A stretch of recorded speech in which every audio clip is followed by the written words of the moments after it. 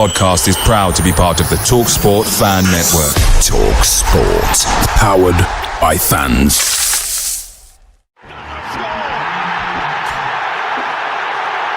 Styles with a save. To the second here. A classic counter-attack and gets White. Puts Nottingham Forest 2 ahead. Here's Wood. 1-0 Forest.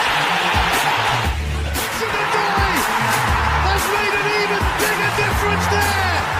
Nottingham Forest have snatched the lead at Anfield. Hello, welcome to this edition of Red Side of the Trent, here to discuss the post-match of Forest 1-1 draw at Turf Moor after Neco Williams' goal was cancelled out by Jayden Anthony, who is also going to be added to the nemesis list, guys. Delighted to be joined by Reece Lane and Christian Brown. Christian, how are you first of all? Yeah, not too bad, thank you. Adam, how are yourself? Yeah, not too bad, Reece. All well? I'm good, mate. Yourself? Yeah, I mean, could have been better if we'd snatched 3 points, but a Martin Dubravka Worldie of a performance denied Forest all 3 points in a raining, much rainy, wet Lancashire, because even Blackburn got called off by the end of it, and they're not even that far away from Burnley. So, yeah, just going to start off with the team selection. Christian, Dylan Backworth started today. Morato came in at centre-half for Murillo. Obviously played in midweek against Swansea. Murillo hopefully should be back for Wednesday, I think Ange said in his press conference. Adan started over Callum Hudson-Odoi. So what did you make of that lineup today, with Zinchenko also at left-back getting his Premier League debut for us? Yeah, I think it's the lineup most of us expected / would have gone for ourselves. Obviously great to see Luis start. I thought, Backwood did more than enough to earn his start as well. Hudson-Odoi hasn't been particularly, well, as we know, hasn't been as effective as he would have liked him to be, so that makes sense, him not starting as well. Yeah, I mean, as far as I'm concerned, I think, Zinchenko coming in was positive, was bright. Obviously, Williams at right back brings his own issues with it, but generally speaking, I think that's pretty much what we expected. Obviously, the only real question mark was whether Murillo could play or not, but Morato came in, and yeah, I'm sure we'll cover his performance a bit later, but he was more than fine. So yeah, I think the team was pretty much as most of us would have gone for. Yeah, no, I think that's fair enough. Even into that Gary Boldy nerd. Reece, I mean, it was a blistering start from ourselves. Win a corner, Douglas Luiz's first ball in, not dealt with by Burnley, and Neco Williams nearly broke the net. I mean, it was a cracking strike for him. We know he's got it in his locker. It's just sometimes not very accurate, but that was pretty accurate for me. Yeah, the perfect start, mate. Luiz's ball, like you say, doesn't really get cleared, does it? And it goes kind of all the way through, and then a bit of a nick out. And I mean, Williams hits it sweet. It's not similar to how Zubamendi hit the strike against us last week, wasn't it? Just when you hit it that clean, it's going to cause a problem. And I think he got a little nick, didn't it? And yeah, again, that's no chance for the goalkeeper. So the perfect start, mate. And yeah, it's just a shame we couldn't build on it, unfortunately. Yeah, because I thought as well, Christian, I mean, we were controlling that game pretty well. I thought sometimes Burnley got their press right. We were forced into a few mistakes, but I did think they grew into it. And there was a period of time when they got a little bit on top of us, maybe in terms of the press, but the goals come out of absolutely nothing for their equaliser. I thought Sells looks a bit dodgy before the pass to Zinchenko to the left back, and he's flapping at the ball from corners. He did not fill me with confidence, and then yeah, lo and behold, we get punished as everyone does in this league if you make a mistake. Yeah, especially when you make a few in succession. I think I've not seen it back since. I haven't seen multiple replays of it since, but I don't know if there's more we can do to sort of stop the cross. I think that's, again, it sort of comes to stop the cross, stop the goal, don't you? So, again, I'm not sure if it's more Williams' positional sense at right back not being as strong as it is at left back, for example, or whether it's just Ange's new style, but it did seem we're a bit sort of, we gave the wingers a lot of space today. And obviously he's got time to put the ball in. Zinchenko actually has 2 bites at cherry to stop it. He obviously completely ducks the head of Anthony. I don't know why he does that. That in itself causes the chaos between Milenkovic and Morato for them to sort of pop through. And then he probably can stop that on the line. He hasn't hit it particularly well, Anthony, but he sort of just loses his footing, Zinchenko, and ends up just kicking it in himself, which is very unfortunate. Yeah, incredibly frustrating, because I think that, definitely I saw that was the first time in 25 minutes that they had like consecutive touches of our box. It wasn't from like a set piece or anything like that. So it was a little bit annoying to concede a goal in very cheap fashion. But I suppose when it comes to Zinchenko, it's sort of like, do the pros outweigh the cons, and what it gives you going forward. Obviously, you're going to have to expect and accept like some defensive liabilities, because that's just how he is as a fullback. He isn't a solid fullback. He's a very attack-minded fullback and very ball-focused fullback. So yeah, very frustrating, but I suppose, yeah. I think as well with that goal, Zinchenko, when he's going back towards a line with footing, obviously because of the weather as well, I think he just tries and does a bit too much. He instead of just poking it kind of into the centre of the box where I think Morato was, who that would then you'd expect to clear it, he kind of tries to scoop it and get real solid contact on it, and he just gets it horribly wrong. If he just pokes it back into the centre, really, which is, I think, what he should, I mean, it's easy in hindsight, isn't it? What he should have done, then would expect to clear it. But I guess on the other hand, if he did do that, then a Burnley player comes in and taps it in, we'd all be having a go. So it's just a messy goal, wasn't it, really? The cross, and then we just didn't deal with it as a whole, did we there? And that was a frustrating element, because it was just such a sloppy goal, really, to concede. Yeah, and I mean, Reece, I just wanted to ask you, actually, because it's the first time where we've played a team that we are expected to be, really, let's be real, and seeing that style of play from out the back under Ange for the first time properly in a Premier League game, where it is a bit risky. What did you make of it in that, especially like in the game overall? Because we did it a lot. Like, there was not I'm guessing you mean under Ange, by the way. Yeah. To be fair, like Christian said, with Zinchenko at left back, he's, with the clubs he's played at, City and Arsenal, he's going to be good on the ball, isn't he? Because he wouldn't be playing in them teams if he wasn't. But I think there was I think it was when towards the end of the game where Hannibal had come on for Burnley, and it was just like someone running a treacle back once he went past him with ease. Yeah, I said that. That's going to be a concern, and where like you kind of need. I thought Morato was fine today. That's where you kind of need Murillo, don't you? Because that pace is going to bail you out. I saw it firsthand for England when they had Maguire and Stones at the back. Kyle Walker would just mop up behind. If someone played it over the top or in behind, you just have Kyle Walker there because of his pace, and he'd just mop it up. And that's where we're going to kind of get with Murillo. But look, the media calling it like they do with, Christian will know this with Baz Ball in cricket, this Ange Ball stuff. It's very much a case of you're going to get a lot more attacking, which we did today. I think there's no doubt about that. The chances created, but you are going to be susceptible at the back, which, as we saw a few times on the counter, is a concern. I think that is what you're going to get with this football, isn't it? Yeah, but I thought there was a lot of pleasing aspects to take from today. I mean, second half was interesting. I thought the interesting sub was not bringing on Hutchinson after he played really well midweek. I thought Dan and Doy was so ineffective. He was like terrified of Kyle Walker first half and second half, and then Callum Hudson-Odoi came on and kind of showed what to do in those 1v1 situations. I think we created those 1v1 situations better for Callum Hudson-Odoi as well, but it was Dubravka pulled off some fantastic saves. I thought Igor Jesus really made an impact that second half. Yeah, to be fair, I thought Walker was excellent for them. I didn't think Hudson-Odoi or Ndoi got much change out of him at all, but that's just experience. I know he's probably lost a yard of pace, Walker, from what he was, but he's still pretty nippy, isn't he? A second half, mate, there was a period where we had, we're not touched on this one, the backward chance in the first half as well. That's a superb save from Dubravka. Could have easily have gone in. And then there was a period, in that second half when they were kind of penned in and we were really in the ascendancy. And that is where in football you need to score. And to be fair, we made some great chances. The Jesus header couldn't have done any more, really. Great save. Neco Williams, very difficult technique to pull that off, hits it well, and he makes another great save. I mean, both times I was halfway up off the sofa because I thought both of them were in. And then probably the best chance really is probably the Callum Owendo one, isn't it? He hits it well. He's just, obviously they blocked it. I know we chatted in our group, could he have took a touch, but the ball, the pace was on the ball. He's just got to make sure he's accurate there and make sure he puts it above the defender or below the defender, and he gets it on target then, and we score without a doubt. But we created chances, no doubt about it. We created chances to win the game today. It wasn't like we've drew the game today and we've ran out of ideas like we've had in games last season, haven't we?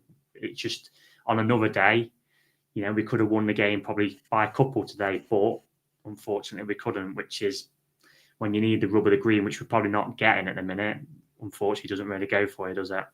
No. I mean, Christian, how pleased were you with the impact of the substitutes? Because like Reece just touched on, last season we would struggle for ideas if we was against a team in a low block. And I mean, credit to Burnley. I thought they were really well organised. Kyle Walker, like Reece said as well, epitomised it because he was excellent. Like, honestly, you could have had a fag on, like at right back. He was that good. I mean, it's pleasing to see like Igor make an impression. Obviously, Hudson-Odoi came on and made an impression, which you want. Thought Cali Mwendo was the only odd one, but he did okay. It's good to see that we've got those options. Yeah, of course, and obviously that's what we highlighted when we signed these players in the summer. Like, it's important to have these options off the bench. It's important to have more dimensions to your game. It's important to, offer some versatility when you need it. When you're not going, it's not going your way, sort of thing. I think Reece is very right. We aren't getting rubber green at the minute. We saw that on Wednesday as well, really, with Swansea, because I mean, take the last goal, for example, another day that hits the post and goes behind for a goal kick. Just luck, it went straight to their player, for example. We aren't getting decision, the offside goal. Exactly. We aren't. It just feels like we aren't getting any sort of luck whatsoever. Obviously, you have to make your own luck in football. That's also true. But I'm going to slightly disagree with you on Walker. I actually thought Walker was okay. He was decent. Don't get me wrong. I wouldn't say he was like. I was more impressed with Steve, or whatever his name was, the centre back. Yeah, he was very good today. as well. But I thought Walker was made to look a lot better than he was by Ndoye's very poor performance, if I'm being perfectly honest. But it was good to have those options. I thought Hudson-Odoi looked very sharp when he came on. Again, I think this is the thing. When you've got competition for shirts, you get players who come on and they, it shows. Like Hudson-Odoi played like he had a point to prove, and he did that. I think, realistically, he should be the first name. Well, not the first name, but he'll be on the team sheet for Wednesday night, you'd like to think, given on that cameo he showed. And that's good. I mean, Jesus has put himself in good contention as well. How that header didn't go in, I don't know. Like, he's done everything right. He's hit the ground at pace. It's skidded off it. That's probably saving a month wrapped up there and then for Dubravka. But, it's very pleasing. I just think, like you said, the only other strange one I thought was not bringing Hutchinson on. I suppose I would have liked to have seen him come on the right wing. Obviously, he can't play Wednesday anyway because... Yeah. My previous manager decided not to include him in the team, which, great. But I do wonder if he'll start maybe against Sunderland, perhaps. Again, at Backwell, I don't think took his opportunity very well. I'm also wary we can't go into a situation where just because you play badly doesn't mean you keep your shirt entirely. Obviously, you can't, because that then creates sort of a negative sort of aspect where players are playing with fear because they don't want to be dropped or anything like that. So, but yeah, going back to the original point, I think this is exactly why we needed these signings, we needed these dimensions. Last season, we didn't really have those options. Obviously, we saw Jota Silva, we saw how frustrating he could be. Sousa, the frustration was we didn't really see enough of him because Nuno clearly didn't trust him. So now that we actually have these players, we know we're starting to see more and more what they're capable of. It's definitely a good thing, because when you are going into like the last half hour of a game or so, and it's still level or you're slightly behind, you're not looking at a bench and thinking, oh God, we've got nothing. You're looking there thinking, right, you can do something, you can do something, you can do something. And that's a really good place for us to be in. Yeah, definitely. I mean, Huz has just put good performance overall and lucky not to leave with 3 points. I mean, just to keep yourself, Christian, I mean, I know you're very against Ange as a whole. You always have been. If people have listened to the pod long enough, would know how much you're laughing at him last season, which is fair enough because we beat him home and away, and you're not a fan of his arrogance or persona or whatever it may be. But there was definite signs to be encouraged about, because we have always said about what Nuno's style was, which was counter-attack, be solid at the back and be on the counter. I do still think this way of football, combined with being solid at the back, is like the perfection. Obviously, you'd be playing like Champions League football and winning the league hopefully every year if you're doing that. But it isn't interesting to watch. It's entertaining to watch. You can't fault the team for how many opportunities we create. I do think there's still parts of the team he needs to find that will click and be that perfect kind of formula, I guess. Because I mean, we create like the chance that Wood had, we've forgotten about. Milenkovic is like playing a 1-2 with Backwell on the edge of the box and then sliding in through. It's like, what the heck is happening? Yeah, no, it's similar to Swansea, isn't it? Obviously, you sort of Jay Cunha like bolt up the pitch and sort of make a 1-2 for himself. I am slightly concerned with the defensive shape. I think most of us are. I think that goes without saying because we have gone from one extreme to the other very quickly. I suppose one positive is that the players have taken it on board very quickly. There doesn't seem to be much of a sort of bedding in period that's needed. They've sort of just gone like a light switch, right? Okay, we play like this now, which is what I was mostly concerned about. I thought there'd be, what's the word? A transitional sort of phase where we would try to adapt from being a sort of low block counter-attacking team to this free-flowing, all-out attack team. But they've actually adapted to it pretty quickly, I think it's fair to say, given the last two performances. It's just when we do lose the ball, we do look very vulnerable. And that is a concern. I mean, you could argue it's what you're playing against, but I think a better opposition probably is more likely to punish us in some of those situations that we put ourselves in. But on the whole, I mean, I agree with what you're saying in that, if in terms of long-term success, you obviously need, generally speaking, counter-attacking teams aren't going to stay there forever. It's very, very rare that they do. Like I said, I was very surprised it took teams 30 games to work us out last season, for example. But we'll just have to see. I mean, it's still, obviously we'll come on to it in due course. I mean, there does seem to be a bit of a divide amongst the fan base again with Ange. That's perhaps inevitable, given the circumstances and given that, I mean, he's not exactly like we're getting this world beater in, is it? If we're being perfectly honest. I mean, it's 1 win in 15 in all domestic competitions for Ange now across both clubs. That's horrendous. That's sackable. But obviously, he's our manager now. We're going to have to try and back him or support him as best we can and see what he can do. But he'll be pleased that we're adapting very quickly. He'll see it as, okay, if they're doing this very quickly, we can work on the other bits when I get a bit more time. Obviously, where it's maybe getting 1 day training in between games at the minute, it's very difficult to sort of implement your style properly. So we'll have to see what we can do with the benefit of more time. Obviously, October international breaks come around very quickly. So, yeah, it's still, obviously, jury's going to be out for a long time. Obviously, I appreciate for some, they've already committed one way or the other. I'm trying to be as balanced as I can about it because, like I said to you before, I always rather be proven wrong than be proven right when it comes to me calling people out. So, I mean, Reece, have you got anything to add to that? Because I just think, as well, if once Murillo is back in that back five as well, and like you say, that covering pace for when Zinchenko decides to go off gallivanting as a central midfielder or whatever, it is finding that balance of players and then everything else. Because, like Christian says, if we get caught on the count and someone in midfield has decided not to be the holder there or just to cover, it's very much risk and reward, this style, as we've seen plenty of times with Tottenham. Yeah, that's the main thing, isn't it? It's such an extreme change in style. Nuno was very, like we say, counter-attacking, but organised at the back. Nuno built from the back, didn't he? That's what he always said, that the first kind of line is that defence and we'll build from the back, whereas Ange is more, like he said, he wants to score goals. He's like, for those older, the Kevin Keegan mantra from the 90s, you score 3, we'll score 4. That's his kind of playing rock and roll football, whatever buzz term you want to put on it. But the issue is, Ange's come in after a manager who was very successful for us, very popular. If we wouldn't have had the war of words in the media, I think you'd have probably got a very limited amount of fans who wanted him to go. And he's obviously come in, and like I said, this is on the pod, when he got appointed, he had to get off to a good start because it just gives you some time. Nuno did that. We had the game against Bournemouth where we was robbed with a body sending off, but then he went to Newcastle against the Graham, won. We beat Manchester United at home, a famous win. It just gave him some time because after that, if you look at the form, it was very inconsistent for him. That's why we kind of got this bit of a divide at the minute, because he's not got to a good start.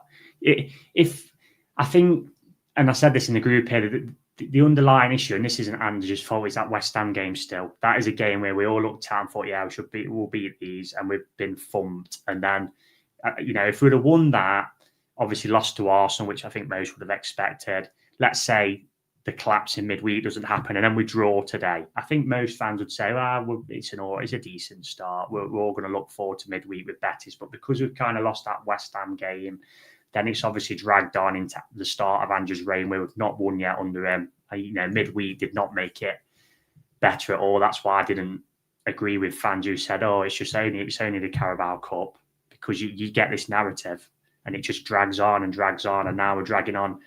If we forget about Betis for 1 minute, you're talking about a game next Saturday where you're thinking, well, it's a must win just to change that mood, because if we don't win that, people are going to start arguing badly at the ground and stuff, because we know how it goes. We aren't a massively patient fan base, and obviously, like I said, you've got a manager coming in who is very divided on if we should have took him or not. So I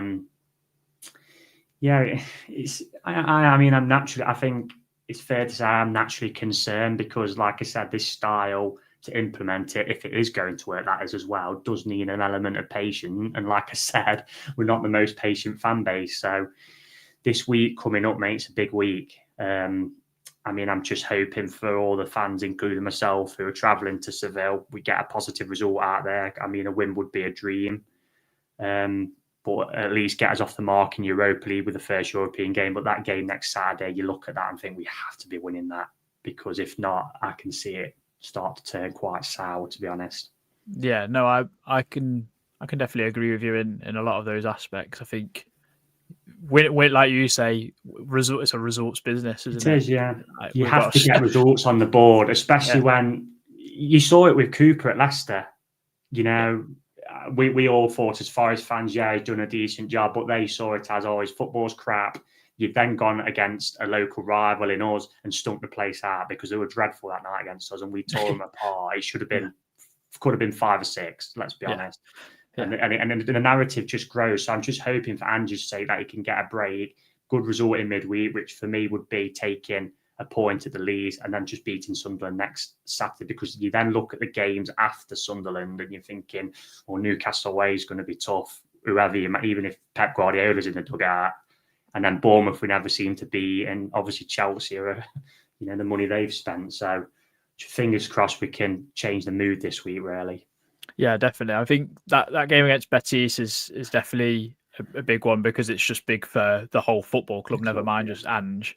And then Sunderland is going to be extremely interesting, because they've had a great start to the season. They're back in the Premier League after being out for a little while, and they've got a good following. So again, an interesting game, because I think they'll be a bit more open than what Burnley were today. So it'll be interesting to see that style. I'm very interested to see the next couple of games, Reece, especially with Bournemouth and Newcastle I mentioned, because if Ange goes up to Newcastle and sits in a little bit more and goes on the counter, and then you go, actually he can do that. Do you know what I mean? Then people might, and then if you get a result there, people if we get a result against Betis and beat Sunderland, then people start to probably go, maybe it is a little bit different. But it's all having to wait and see. But thankfully, those games are going to come thick and fast. Yeah, well, it's like today. I wouldn't say it was gung ho, would you? We want there's a couple of times when we've got caught on the counter, because that's when you have more possession of the football and they're sat in behind the ball and there was on the ropes, like I said earlier. That is going to naturally happen if they break out against you. Yeah, because I think we had 66% possession. Yeah, I wouldn't say we're like gung ho and we literally had 11 players shooting forward. You know what I mean? I know obviously, he has been branded with his style, but I'd like to think he's not just too that naive, because like I said, he changed it in Europe a bit with Tottenham. So look, it's going to, like I said, going back to my point, it's going to probably take a little bit of patience, but we aren't the most patient fan base. That's why I said he just needed some result by hook or crook quickly. And you just wanted one of them to go in today, didn't you, where the chances were made second half. And if it wasn't for a Worldie goalkeeper, we would have probably won the game today, annoyingly. It wasn't from a lack of trying today why we've not won the game. Yeah, definitely. I mean, Christian, did anyone come on or to play today that you thought they'll probably start Wednesday that you were impressed with? if he's fit, Douglas Luiz, I thought he was brilliant today. Again, he makes a massive difference in midfield. The way he shields the ball, the way he is in tight areas. He was.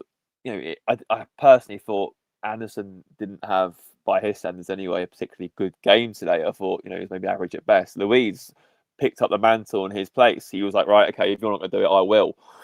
And that's what we need. We need that in midfield, where if one of them can't, someone else will. We haven't really had that. Obviously, Sangare's not that kind of player. We know that. Dominguez isn't that kind of player. Yates isn't that kind of player. Maybe Luiz can be. So I'd like to see him start if he can. I was very impressed with Morata today. I thought he did really well. I wouldn't play him against Betis if Murillo is fit, but if he does have to play, not the end of the world. Williams, I thought, put a good shift in at right back. Obviously, still has some frailties there, but mostly did very well.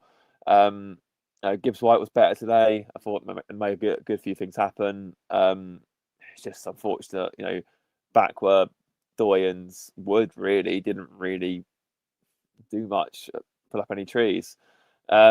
But no, it's just interesting. I kind of agree with Reece. I think we need something, because we saw it. Like we've seen it with Houston, for example. Houston got off to a relatively good start, but then COVID happened, and 4 games after COVID, we all wanted him out of the club, like chasing out the ground with pitchforks and stuff. So it's just the way he is, isn't it? It's who he is, mate. I suppose he is naturally a very divisive character. I think as well.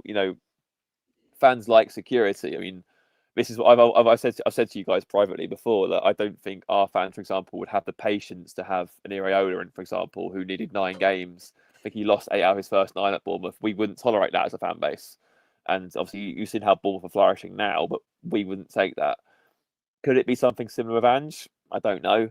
Obviously, none of us have a crystal ball, so it's very difficult. But yeah, I think he's going to need to get results quickly, because, like I said to you before, we aren't a small club like Spurs. We won't just take it because it's something slightly different. We will get angry. We will make our feelings known, and as you're seeing now, fans will have it back. He won't have his back. They will go at him. So whereas obviously he kind of got away with that at Spurs. He was like, oh, but he's playing such good football. We've been treated to terrible football despite finishing top 4 of Antonio Conte, Mourinho, etc., etc., etc. Idiots. But yeah, it's it's just that thing for me. Like 1 win in 15 domestic games is really bad. There's no dressing that up. That is really, really bad, and that's going to need to change very quickly. Because I honestly think even if we beat Betis, for example, midweek, which would be an outstanding result, by the way. I think most would agree it's probably the toughest draw that we've got, and was one of the toughest Group Pot 1 teams we could have got. If we beat Betis and then slip up against Sunderland, that jury's still out. I think people say they'd probably rather have a Sunderland result at this moment in time than Betis. So, but that's why he's in the job. That's why he gets paid his big bucks. It's up to him. He wanted a challenge after all. We certainly got one. Just to see if we can rise to it. Yeah, definitely. I mean, I think you make some really interesting points. I find it such a tricky situation for him, because it's not his fault he got brought in. It wasn't a manager we necessarily wanted as a fan base. Nuno was in the same kind of boat, I guess, and like Reece said, got off to a good start. Got kind of a helping hand because Rob Jones absolutely fumbled an easy decision, in all honesty, in terms of that red card. So that helped a little bit. So yeah, no, very, very, very interesting couple of weeks coming up. Well, a couple of days even, you'd say, because the games are going to happen so fast. But I must, sorry, Adam, just before we carry on, I must say as well, this is something else in Ange's fault, but Ola Aina's a massive miss.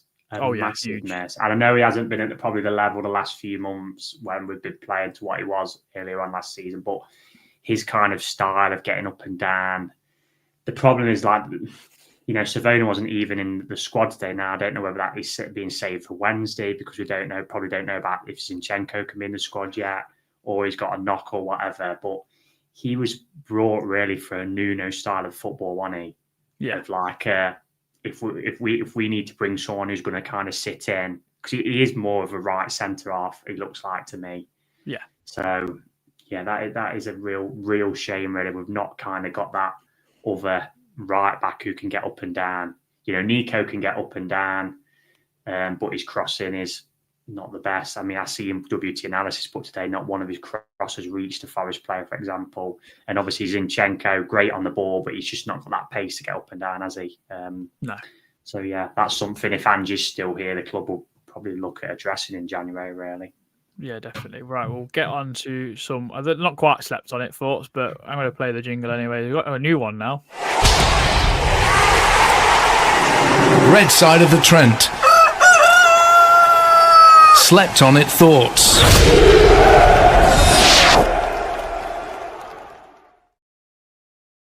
Thanks to Jimmy as ever. That was quite good, that, isn't it? New chicken and everything, or cockerel, you want to call it. So, Mark Baker, we look like what we are, a team in transition, created and played some nice stuff. But let's be honest, under Ange, we're always going to concede.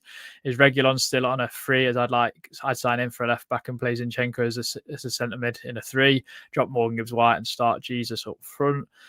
Johnny Antcliffe, we played some good stuff today, like a bit of cutting edge, but you can already see Ange philosophy coming through. We need to be patient with the transition, which we won't happen overnight. Reckon we get a point at Betis and first win next Saturday. Keep the faith, you Reds. Tom Newton, on another day, we win that 4-1 if it wasn't for Dubravka. Needs all knitting together, good in some parts and not so good in others. Martin Fretwell could have won it. Don't get the Ange negativity so soon after taking over. We'll reserve judgment for now. Players need to step up, but signs of a good side are there. And Gary Baldy Nerd, not enough to be pretty going forward if you don't put the chances away and then let the opposition carve you open so easily. Need to be much more clinical and robust, or we won't see enough games out. Some interesting thoughts there. I agree with some. I disagree with a few others, but nothing too crazy to go into. It's just a matter of opinion, but we'll get into some player performances, guys. And I know, Christian, you've touched on a few early doors. I'm going to start yourself with the goal scorer in Neco Williams, and playing right back, as we all know, is sometimes a bit of a concern because we know with positionally he can get caught out. Weirdly, he doesn't as much on the left. Yeah, it's strange, isn't it? Again, yeah, I thought Williams played very well today. Took his goal very well. Was very unlucky not to get a second, really. Again, another outstanding save from Dubravka. I thought that was pretty much in as soon as he hit that, but alas, it wasn't to be. Yeah, I thought on the main did his defensive duties very well.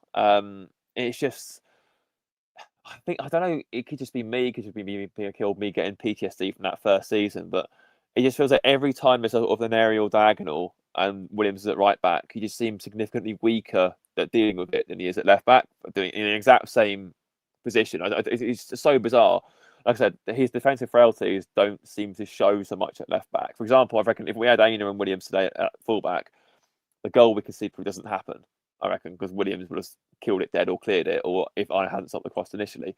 But obviously football lifts and butts in it. But yeah, I mean, I thought in the main very, very good. I'd say, 7, 8 out of 10. I thought very impressive in some things. I always look to run. I think, he probably racked up about 12, 13K today, the amount of ground he was covering. It was all over the place. But yeah, no, it was very, very pleasing. Obviously, like Reece alluded to earlier, Aina is a big blow for us. Ange obviously said as much as well, said that he was pretty much tailor-made for the way he wants to play. So Williams is in a very weird situation again, where despite being one of the best left-backs in the league last season, he's now kind of having to prove his worth again. I think performances like today will go a long way of maintaining that he stays in that first team, and as he should do, really. Yeah, very pleased with it. I think what I like about him is he is aggressive when he wants to be in the press, and like when the ball goes up to a winger, he will get right up him. So I think he like you say, he's gonna have to kind of reinvent himself again, weirdly, at right back, and hopefully his end product will improve. But he has been probably one of the most consistent still since the first game of the season, I would argue as well. Would you agree with that? Yeah, I'd say so. Yeah, I mean, again, obviously it's difficult to say, isn't it, when you throw in 2-3 defeats in that.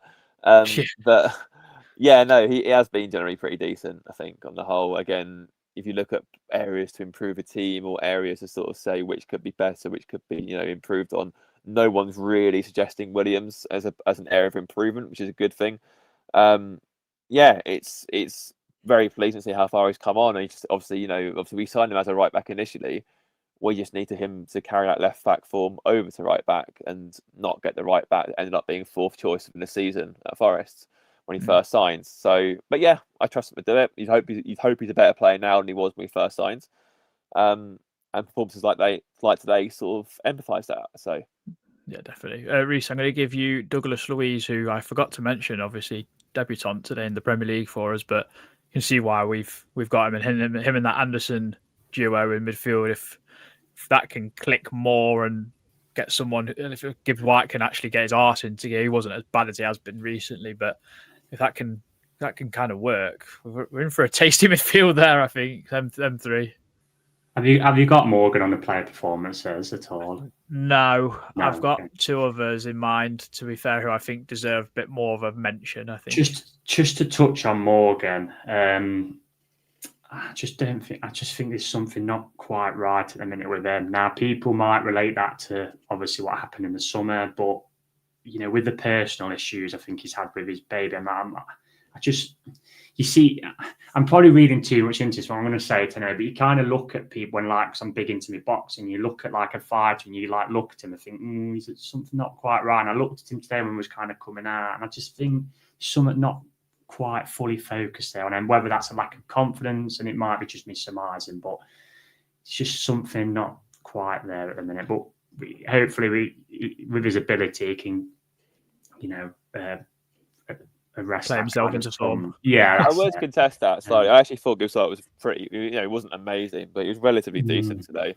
I'm just looking at WC analysis now. Yes, he had him down as our 5th best player impact score today. Gibbs White. I'm probably because I'm holding him to his Gibbs White standard. Maybe, but there was a few times today where he was, obviously could have got an assist. Again, Bakwa forced an amazing save out of Dubravka as well. That would have been Gibbs White's assist that gone down. I thought he released Doy down the left several times very well off the outside. So he wasn't like he wasn't getting involved in the game, which was the case against Swansea, and which was probably the case against Arsenal as well. He actually was pulling a few strings today, at least. Again, I'm just finding it very tiresome that every time he isn't a 10 out of 10, it's going to be is his head still in Tottenham or whatever else. It's just we can't really do that. It's not necessarily fair. I think what I will say, just before, sorry, I just think it might be just on a personal level and how the summer's kind of gone. It might have just drained him mentally. He is a human being after all. There was one towards the end when he could have slipped Jesus through, and he tried it, and he just didn't get the power on the pass. The timing was a bit slightly off. I think what I will say with how Ange wants to play, I do think he'll get a better Morgan Gibbs White out of it, because he should get on the ball a lot more, and that's what you want ideally. You want him, Douglas Luiz, and Anderson on the ball as much as possible to be creating things, getting it out wide, and then hopefully getting in the box a little bit more and scoring a few more goals, and then I think we'll see a happy Gibbs White then, and we'll all be lauding him again as usual. Yeah, because obviously I think we've got 4 games, have we not, before the next break? He's gonna. I mean, would you see him getting in the next England squad at the minute for the October? No, not unless his injury still. No. Yeah, so I'd like to think maybe that kind of spurs him on a bit, but that's why I'm just saying. I just think there might be something else there, but that's me surmising as kind of a football fan. But we'll go back to Douglas Luiz. But yeah, I thought he did well, mate, for his first start. Always wanted the ball, which is always good to see from a midfielder. Got into some good areas.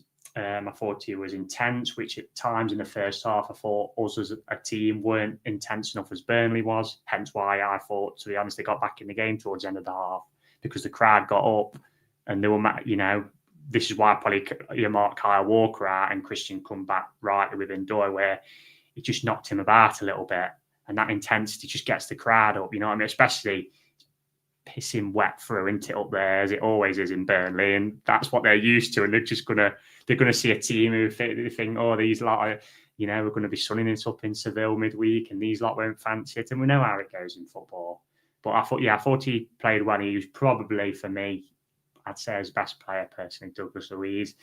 The only thing, I guess, what was a little bit of caveat to it was because Anderson was probably dropping a little bit deeper, wasn't he, first half? And that just takes it out of his game, mate. And that's why I think he probably wasn't as good as he usually is today, because I don't want Anderson dropping in all the time as a number 6. That is, if them two are going to play, and they've got to kind of share that role, because Anderson's made his name for us as a number 8, and I want to see that his quality being used in, all around that central midfield area. But yeah, I thought it was a good start for Luiz today, and Ange probably brought him off with maybe Wednesday in mind.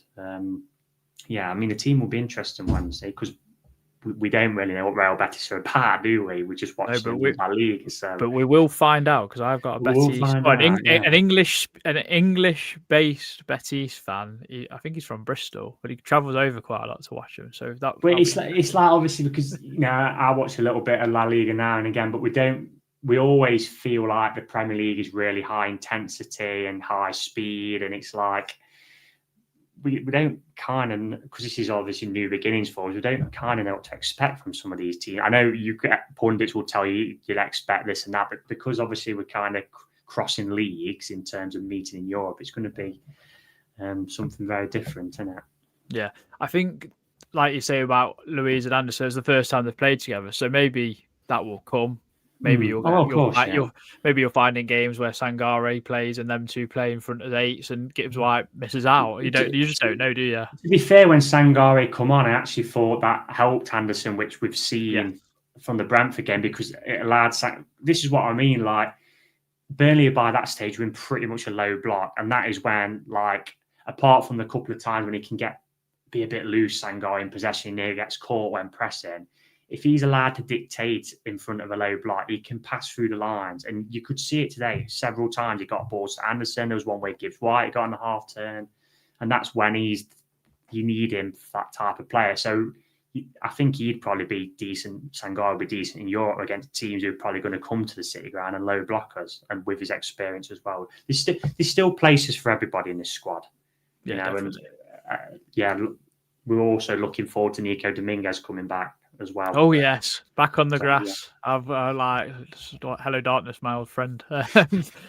You'd think he'd be perfect for Ange's system. Oh, 100%.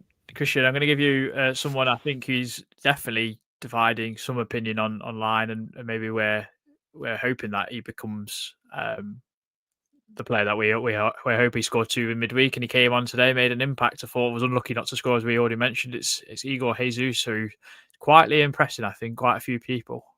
Yeah, he looked good. He looked very good. I think, like Reece said before, there's always a bit of skepticism when someone comes over from Brazil in their sort of mid-20s, as he's done. But he looks pretty well accustomed to English football already, I have to say. Obviously, it was more of a physical battle for him than it may have been against Palace, for example, when he came on against them. Dealt with it very well, holds the ball up well, moves around well in the channels he's going into. He's pulling defenders away. He was very intelligent with his movement today. I was really impressed with, and that obviously fashioned the header he got as well. Desperately unlucky for that not to hit the back of the net. Like I said earlier, couldn't have done much more other than score, but you can't really do a lot when it's Dubravka, the new Dan Bentley, who turns into bloody Buffon against us, for example.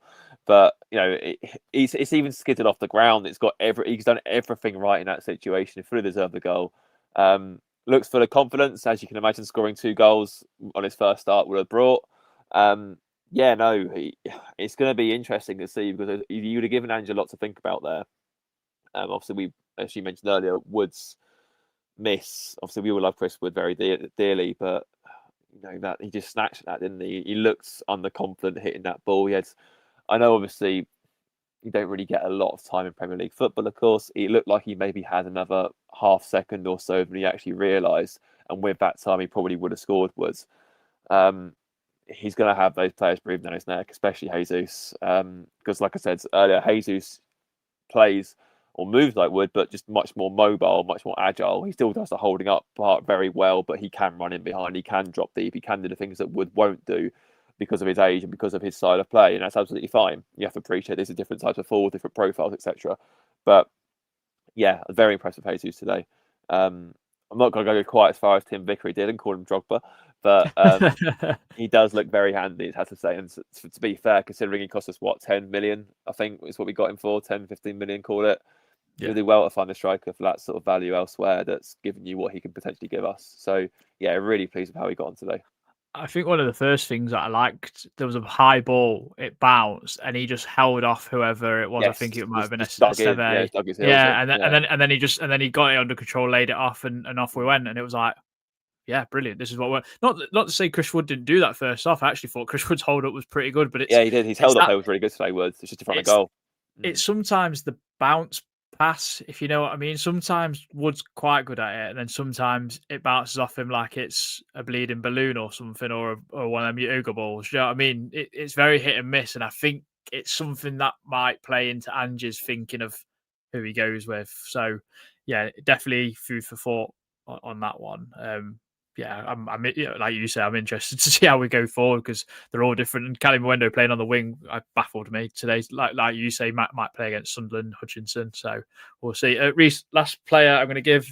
I think he was quietly decent, although he did something really odd, which was like scoop the ball at one point to the left back position. It was Morato. I thought redeemed himself very, very well. I thought today. I thought back to his Dorman ways, to be honest. Yeah, I thought he was pretty decent, Morato.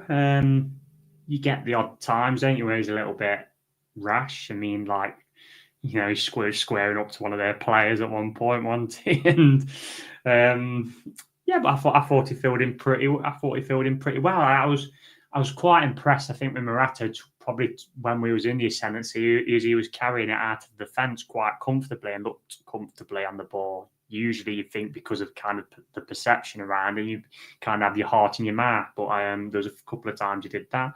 Yeah, I thought he did all right today. Obviously, you know, he's not Murillo, but who is in this squad? But yeah, I thought he was capable. It's something I said last season. When Nuno used to play him on the right, he just didn't look comfortable. And you see him on the left today, he looks more comfortable. And that's unfortunately down to the manager, I'm afraid. You know, you can say the one at Villa where he was losing concentration, fair enough, but he just never looked comfortable on that right-hand side. Villa, Fulham, and there'll probably be another instances as well. So it was good to see him back on the left where he is more comfortable and put in a decent performance. Yeah, hopefully he can, when we need him, come in and do what he kind of did today, I feel. Yeah, definitely. We're going to move on to Betis, a little bit of a preview in that sense, but I know not a full one because we don't know what's going to happen. We don't really know that much about him until we speak to, I think his name's James. So we're speaking to James on Monday for a preview about Betis. But I mean, Reece, you're making the trip. I mean, how excited are you first of all? Because I think even the journey's going to be enjoyable, I'd imagine. Yeah, well, this is what you're in it as a football fan for, isn't it? Obviously, it would have been nice to kind of be going off the back of a win today, not, I guess, all the backdrop of negativity really at the minute. What's kind of a little bit of a cloud over us, but yeah, I'm going to definitely go and enjoy it, mate. You know, I've been to watch Forest in Eindhoven a couple of years ago, but that was a friendly. So competitive wise, this is the first time. It's going to be baking hot for those who have travelled. I'm sure you've looked at the weather.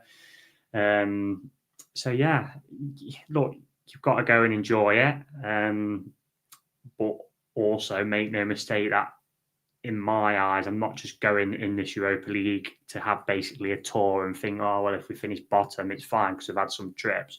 We want to take this tournament. This is one of the main reasons, in my opinion, Ange has been brought in because he's the holder of the Europa League as a manager. So he knows his way around the competition, how to navigate his way through it. And that starts on Wednesday night in Seville. So like I said earlier, positive result for me would just be going there and, you know, avoiding defeat, gets first point on the board at least. But if we play to the capabilities we can, there's no reason why we can't go and beat Real Betis. You know, like I said, again, I think it was last pod, Chelsea hammered them in that final. They're a decent Spanish side.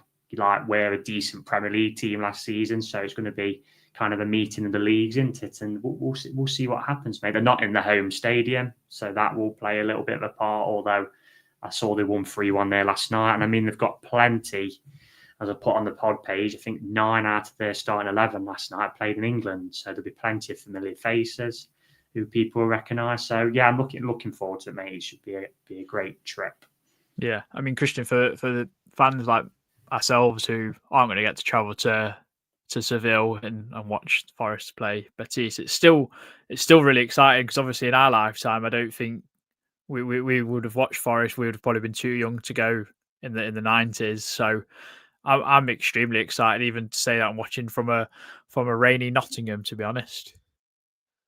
No, exactly. I mean, like Reece alluded to, just then about going to the friendlies. Obviously, I went to the Valencia friendly and the Frankfurt friendly, just because I didn't ever anticipate these days sort of coming around. So the fact that we're there now playing competitive games is insane. You know, if you think where we've been and where we come from and the places we've been, I think it's like, it's sort of like, I'm not saying it makes it worth it, but it's sort of contextualizes like, your diabolical days in League One, like being in Walsall when we lost 3-2, being at Gillingham when we lost 3-0, like, like being at home when we lost 3-0 at home at Plymouth and Megson's in charge and fans are like scrapping each other and God knows what else. Like, it sort of doesn't make those moments worth it, but you sort of want to go back in a time machine and sort of tell yourself that age, don't, at some point, Forest will get into Europe again. I promise you, it's going to happen.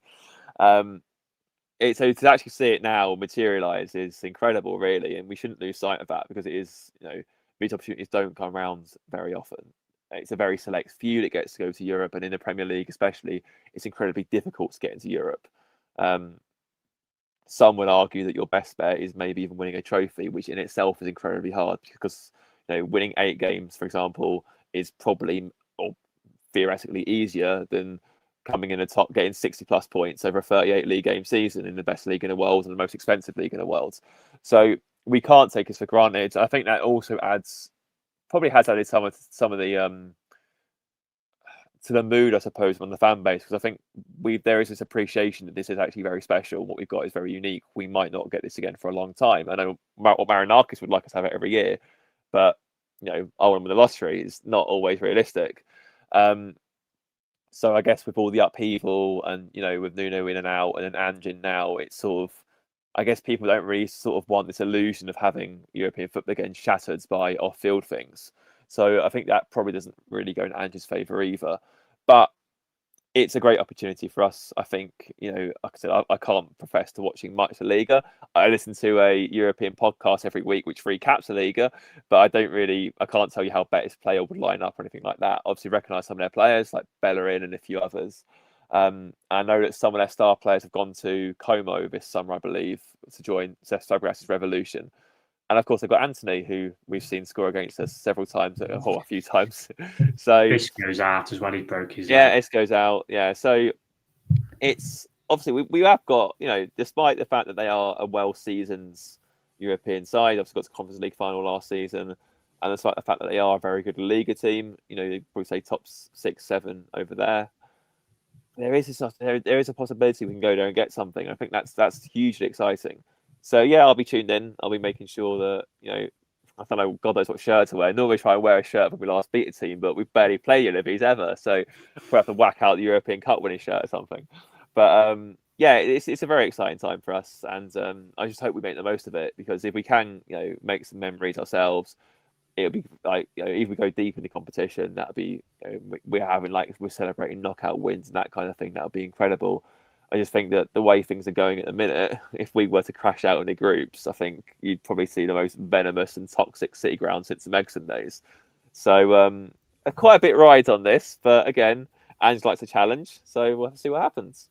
You'll have to wear the last shirt, which was the last away game was Bayern Munich, which was the yellow splodge shirt. We got absolutely pounded. We lost 2-1 in Munich. I think the last win away, I think it was Auxerre, which was where I think Steve Stone scored in my favourite home in 94 home. I think that was the last win away in Europe. Someone can correct me if I'm wrong in the comments, but I'm sure. Hopefully it changes Wednesday night. Who knows? Oh yeah. At least we aren't going to an active war zone like Palace are, I suppose. So there is that. But no, I'm really looking forward to it. I'm looking forward to it all. It's going to be a challenge. It's going to be weird that Nuno isn't there, because he did deserve the opportunity to lead us into this campaign. Obviously, it's just not happened, and we'll back Ange as much as we can. I do believe that the signs are there for good performances at least. It's just we need to start now being a bit more ruthless, start scoring goals, because we are creating the chances to score plenty of goals. We scored 2 really good goals in midweek and then capitulated. Today we had enough chances to win 2 football matches at least, maybe if not 3. So I think the signs are there, and I am looking forward to it. But Reece, can I get a quick score prediction? I say quick. It won't be very quick. Don't worry about it. Jesus. Would you take a point if I offered it you now? Yeah, of course you would, mate. I'm not. That isn't my mentality. But you're going into the unknown, aren't you, with Europe? I spoke about this previously. Like, this is what helped Tottenham out last season. European experience is vital. That Manchester United and Tottenham know how to navigate through tournaments, don't they? A bit. Tottenham got to the Champions League final. Man United historically.